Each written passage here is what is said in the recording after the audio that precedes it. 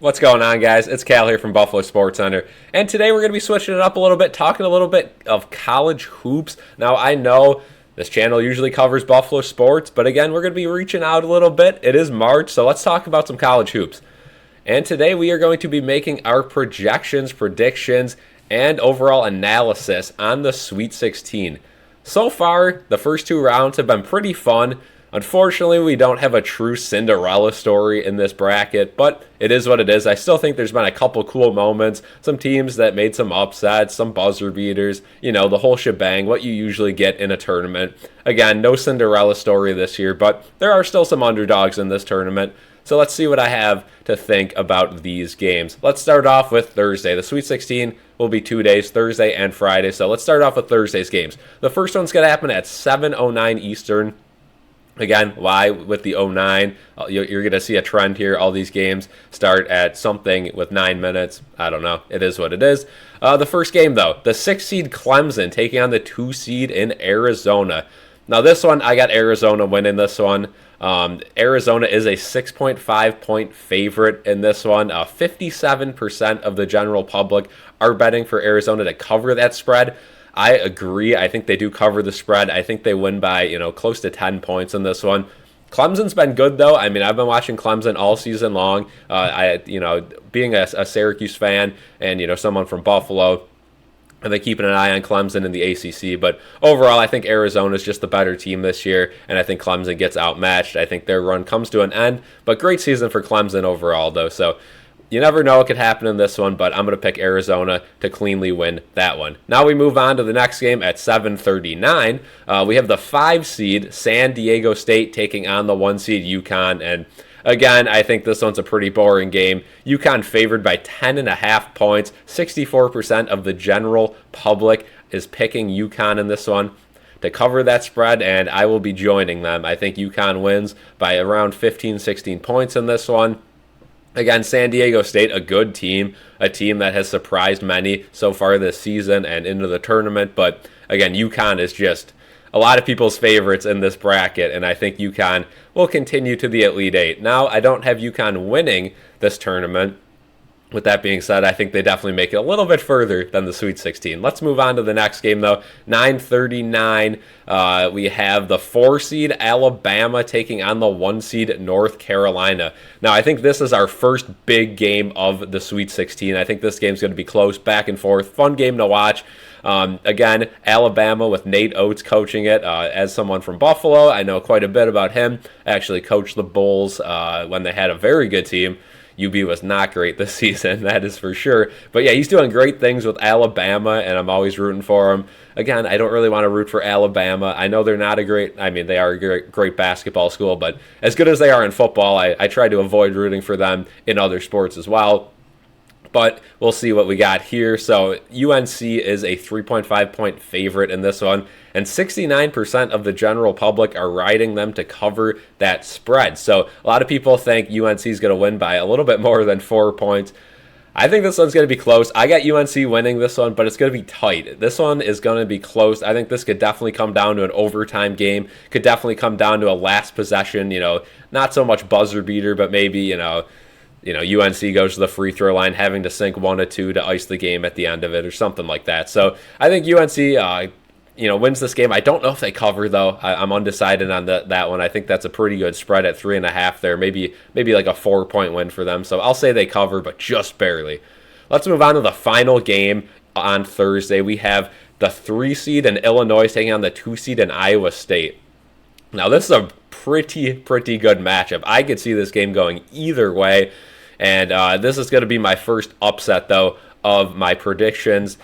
Iowa State is a 1.5% favorite, or 1.5 point favorite, I should say. And I think Illinois wins this game by at least 3. Again, I could see this game going to overtime. I could see this being decided by a buzzer beater.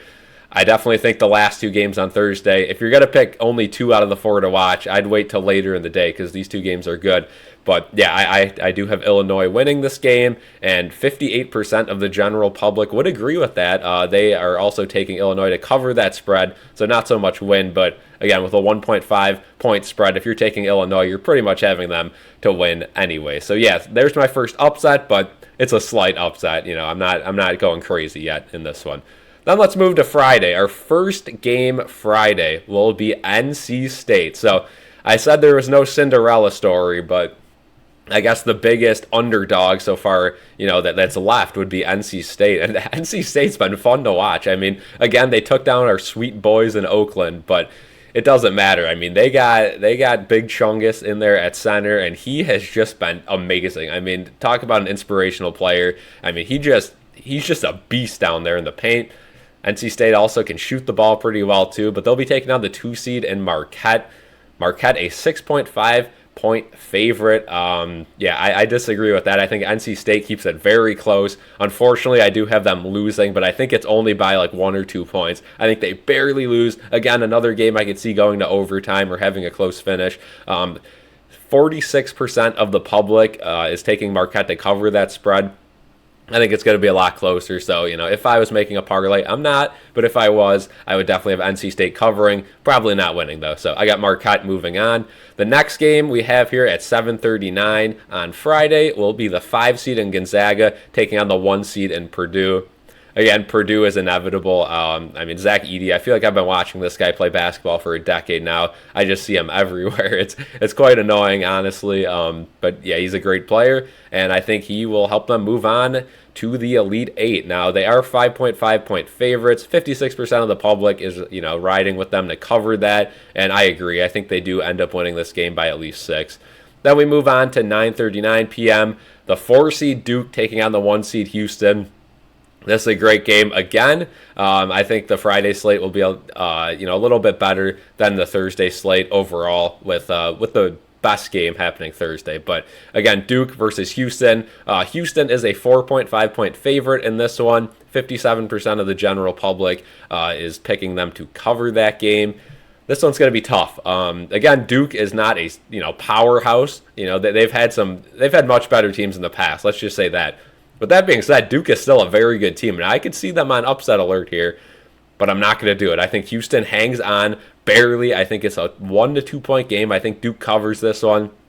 That's going to be close. So good game brewing down there, and I could see it going either way. I feel almost bad picking Houston because they are a 1 seed, and it seems pretty casual, pretty basic. I see Duke right there, but I just don't see them dethroning that 1 seed.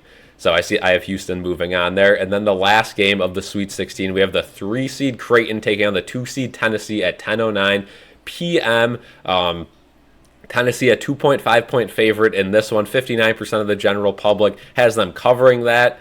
Again, we saw Creighton struggle a little bit against, in the last round, and I think that is kind of weighing with a lot of people. A lot of people saw that.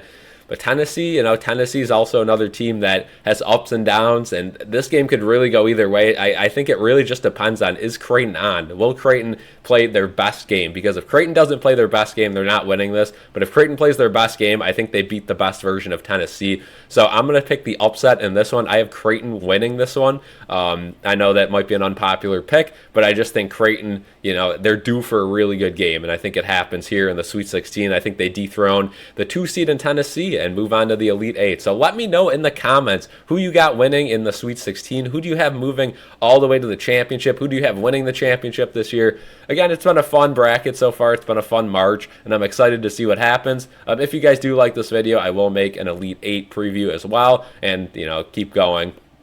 Also, I'm not going to talk too much about the women's bracket, but, it's safe to say it has been fun watching Caitlin Clark play, and, some of those other teams in the women's bracket have really pulled me to watch some women's college basketball, which is something I never thought I'd do. So, awesome to see the women's game expanding and growing, and, the ticket prices are pretty much even some are more expensive for the women's bracket. But let me know what you guys think in the comments. Be sure to leave a like, subscribe, join our Discord, and have a great day.